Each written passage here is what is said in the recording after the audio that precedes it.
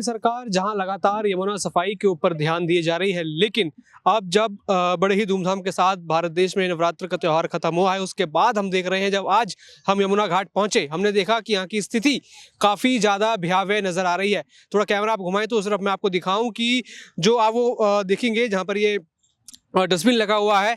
जब हम पिछली वीडियो अपने हमने की थी, जब यमुना घाट पर आए थे, तो हम यहाँ तक जा सकते थे, मगर अब पानी जो है अब ऊपर तक आ चुका है। लेकिन वो आप देखेंगे किस तरीके से वो कूड़ेदान भरा हुआ है, आसपास आप देखेंगे कितनी गंदगी है और किस तरीके से यहाँ पर सरकार तो लगातार जोर दे रही है कि हम यमुना सफाई कर रहे हैं, लेकिन उसका सच क्या है ये लगातार हम आपको यहाँ पर दिखा रहे हैं। वो आपने देखा। अब इस तरफ जरा नज़र मारिए कि जो मिट्टी वाले स्थान पर है वहाँ पर भी किस तरीके से डस्टबिन जो है ओवरफ्लो है, किस तरीके से उसका निपटारा बिल्कुल भी नहीं किया जा रहा। ये लगा दिए, ये बस ये दिखाता है कि बस आपने डस्टबिन लगाए, खाना पूर्ति की, और प्रशासन के लोगों का 1% भी यहाँ ध्यान नहीं है। वो पूरी तरीके से ओवरफ्लो और यहाँ नीचे तक पूरा जितना भी वो कचरा है या जो भी लोग यहाँ पर आ रहे हैं अपनी धार्मिक चीज़ें कर रहे हैं, उन सबका जो भी वेस्ट कहा जाए इसको, वो यहाँ पर आ रहा है पूरी तरीके से घाटों पर फैला। और अभी भी लगातार लोग आ रहे हैं और जो भी है यहाँ पर कई सारा सामान यहाँ पर फेंक रहे हैं। विशाल जी, लगातार हम यहाँ आते रहते हैं, आप भी हमारे सच्चाई से अवगत कराते हैं, लेकिन ये जो हाल अब हम देख रहे हैं 9 दिन बाद जब नवरात्र खत्म हो गई, जल भी ऊपर आ चुका है, सफाई लगातार चल रही है, मशीन पीछे हमारे एकदम लगी हुई है, लेकिन लोग भी लगातार लगे हुए हैं कि और गंदा किया जाए। क्या है ये लोग जानबूझ के कर रहे हैं या फिर कुछ सरकार ध्यान नहीं दे रही या फिर बस खाना पूर्ति वाली चीज़ करी गई है? जी, दोनों ही पक्षों से ये समस्या है। एक तो मैं कहूँ, लोगों ने पूजा अर्चना की, नवरात्र के 9 दिन इतना हम तपस्या के साथ करते हैं, उसमें पूजा अर्चना करते हैं, हम अपने घरों में कीर्तन तक करते हैं और माँ से हम चाहते हैं कि हमें आशीर्वाद मिले। और 9वें दिन जब हमारा ये हो जाता है, हमारी नवमी होती है, हम विसर्जन के लिए आते हैं, तो लोग जो विसर्जन के लिए आ रहे हैं वो जो भी चीज़ है उस सारी चीज़ को नदी में फेंक दे रहे हैं, पॉलीथीन तक को फेंक दे रहे हैं। जब उन्हें रोका जा रहा है तो वो नाराज़ हो रहे हैं, लेकिन ये नहीं जानते कि अगर माँ से हमें कुछ आशीर्वाद ग्रहण करना है तो माँ को भी स्वच्छ हमें रखना पड़ेगा। उनके पास अगर हम गंदगी करेंगे तो कहाँ से हमारे जो पूजा है वो सफल हो सकती है या हमारी यमुना माँ स्वच्छ हो सकती है और कैसे हमें आशीर्वाद प्राप्त हो सकता है। तो पहला तो लोगों के माध्यम से ही अगर मैं कहूँ तो गलत है उनकी तरीका, यहाँ पे ला के फेंक जाना ऐसा। दूसरा, मैं प्रशासन की भी बात कहूँगा कि उसकी भी खामियाजा है, क्योंकि उसे पता था कि लोग नवरात्र के 9 दिन बाद जब पूजा हो जाती है, माँ की विसर्जन की बात आती है, तो वो घाट पे आएंगे और वो चीज़ों का विसर्जन करेंगे, तो उसके साथ वो पॉलीथीन थैला वगैरह भी लाते हैं। तो यहाँ पर डस्टबिन जो लगाए गए हैं वो छोटे छोटे से हैं, उसमें अगर थोड़ा सा भी सामान आ जाता है, रख दिया जाता है, तो उसके बाद वो भर जाता है। तो वहाँ पे अगर सरकार संवेदनशील होती है, जिस विभाग को यहाँ दायित्व दिया गया है, चाहे वो सिंचाई विभाग हो, चाहे एमसीडी हो, चाहे दिल्ली सरकार हो, कोई भी हो, उसकी ये जवाबदेही बनती थी कि यहाँ पे लाके बड़े डस्टबिन वो 2-3 अलग अलग जगह पे प्लेस कर देते।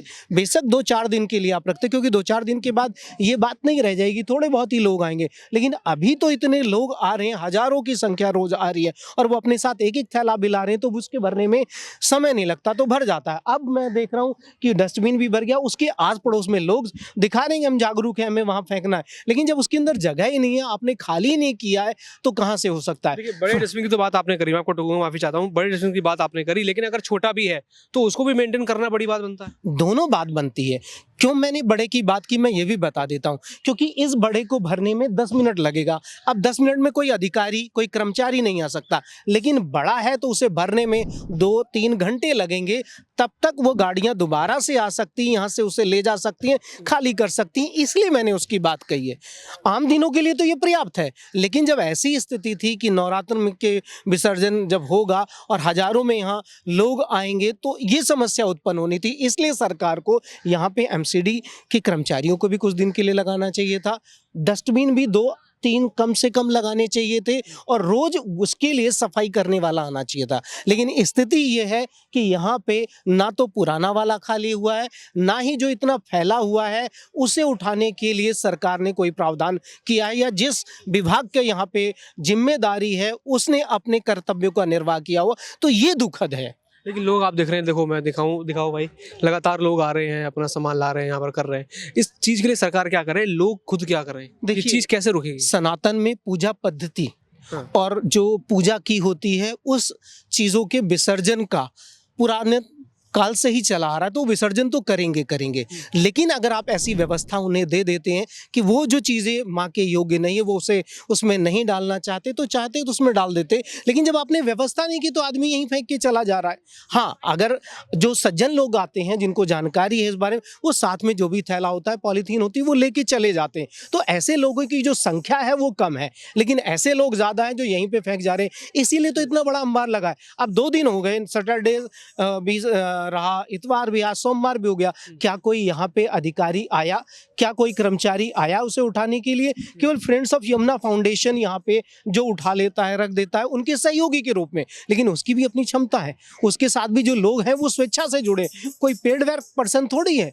तो इसलिए सरकार, जो भी यहाँ पे संगठन सरकार का है, जो इसके घाट को देखता है, उसकी जिम्मेदारी बनती है कि यहाँ पे उस कूड़े को जो फेंक के जा रहे हैं लोग, वो लेके जाए। देखिए बहुत से लोग आए, सीधे पन्नी उन्होंने फेंक दी, तो आप उन्हें क्या कह लेंगे? लेकिन यहीं पर दूसरी बात और भी आती है कि 2-4 दिन लोग ऐसे आ रहे हैं जो पूरा फेंक दें, लेकिन यहीं पे अगर कोई पुलिस वाला नियुक्त होता, कोई एमसीडी का कर्मचारी नियुक्त होता जो उन्हें इस चीज़ का कह सकता, यहाँ पे 2 नोटिस बोर्ड लग जाते कि भाई केवल आप पूजा सामग्री को फेंकिए, थैले को या जो आप गत्ते लाते हैं या जो पॉलीथीन लाग रहे हैं इसमें ना फेंके, तो लोग जो है डर के मारे ना फेंकते। लेकिन सरकार ने ऐसा किया नहीं, या उस विभाग ने नहीं किया जिसकी यहाँ की जिम्मेदारी है। सरकारों को समझ आ रहा है कि मात्र मशीन लगाना ही शायद काफ़ी नहीं है।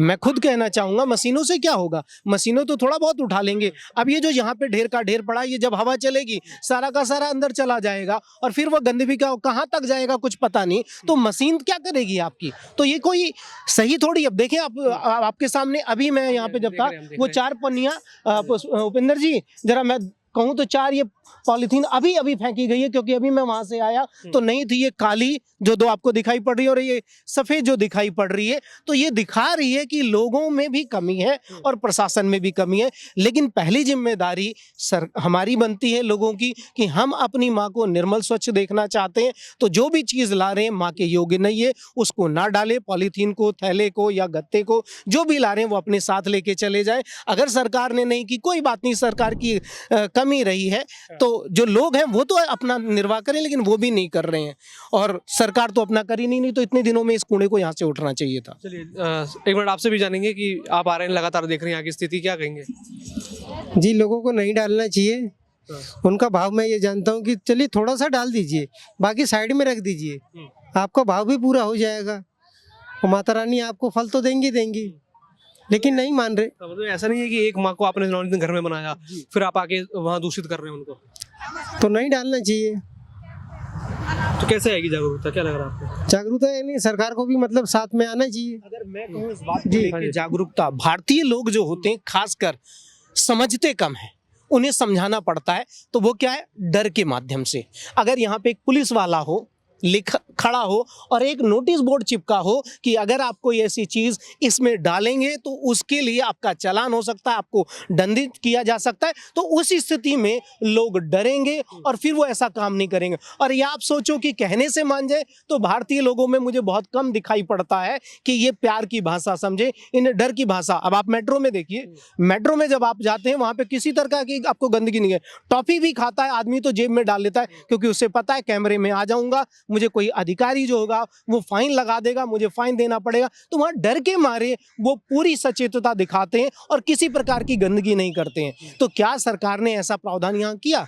अगर वो ऐसा करे, जी, हम इस चीज़ देखते हैं कि ऐसी जगहों पर जब रिपोर्टर भी आते हैं या फिर कोई लोग आते हैं समझाने, तो उनके साथ हम देखते हैं कि लोग भिड़ आते हैं, उनके साथ हिंसा होने लगती है, या फिर उनसे ही वो जो है बहस करने लग जाते हैं। मैंने आपसे कहा कि खाकी वर्दी में बड़ा खौफ होता है। अगर खाकी वर्दी पहना, बेशक होमगार्ड होगा तो लोगों के भाव में होगा नहीं कुछ मेरे साथ हो सकता है, लेकिन एक सामान्य व्यक्ति, एक यहाँ पे गार्ड या एक मीडिया कर्मी कोई कहेगा तो उससे लड़ने के लिए राजी हो जाएंगे। कल परसों की बात है, मुझसे हुई, 2 मीडिया कर्मी हैं, उनसे भी हुई। उन्हें बस इतना कह दीजिए कि इसके अंदर डालिए मत, उन्हें लगता है हमारा मान सम्मान खत्म हो गया। तो सरकार को ये सोचना पड़ेगा कि यहाँ पे 2-4 ऐसे पुलिस वाले या एमसीडी के हम कर्मचारियों को नियुक्त करें, जो ऐसी चीजें जब लोग करते हैं तो उनके लिए फाइन या किसी भी तरह का दंड का प्रावधान किया जाए, तभी संभव है। नहीं तो आप साफ करते रहेंगे, लोग उसे गलत करते रहेंगे, क्योंकि सभी लोग सही नहीं नहीं होते। कुछ लोग तो ऐसे होते हैं ना जिनके अंदर मानसिकता होती मैं अपने हिसाब से ही काम करूंगा,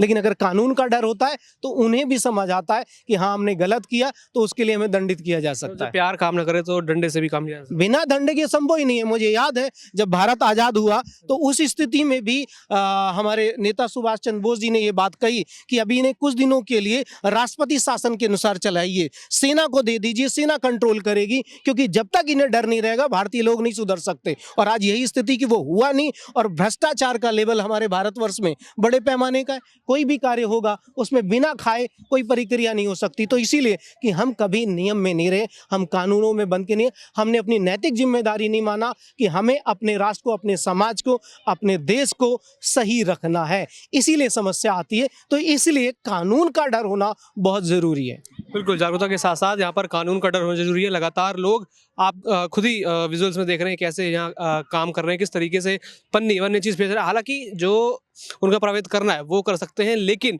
जो पन्नियाँ हैं, जो कूड़ा है, वो फेंकने के लिए कहीं ना कहीं यहाँ उनको रोकना चाहिए। जिनके अभी कहा गया कि यहाँ पर पुलिस वाले होने चाहिए जो उनको यहाँ पर ये सब काम करने से रोकें। लेकिन यहाँ पर कई बार स्थिति ऐसी हो जाती है, मैं भी चाहता हूँ कि मैं लोगों से बात करूँ, उनसे पूछूं, लेकिन जो लोगों का व्यवहार है वो कहीं ना कहीं इन समझाने वाले लोगों के प्रति बिगड़ता नजर आता है। क्योंकि आप इस देश में धर्म के नाम पर उनको भड़काकर वोट तो ले सकते हैं, लेकिन यहाँ पर धर्म के नाम पर अगर कोई अच्छी चीज़ आप समझाने जाते हैं तो आपको एक अलग नज़र से यहाँ पर देखा जाता है। आपके साथ शायद दुर्व्यवहार हो या फिर आपसे ही यहाँ पर बहस करे जाने लगे। तो लगातार हम आपको दिखा रहे हैं किस तरीके से यमुना घाटों पर ये चीज़ें हो रही हैं और किस तरीके से लोग अब खुद हिस्सा बन रहे हैं नदियों को गंदा करने का।